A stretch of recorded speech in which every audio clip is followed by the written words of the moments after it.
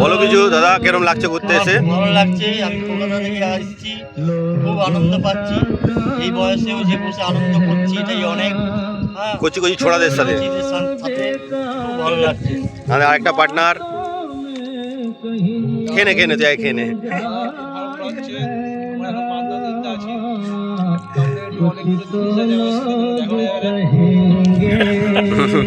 এই হচ্ছে আমাদের ট্যুর গাইড খোকন নস্কর, তালদি থেকে। আমার বাড়ি কলকাতা না, আমার বাড়ি তালদিতে।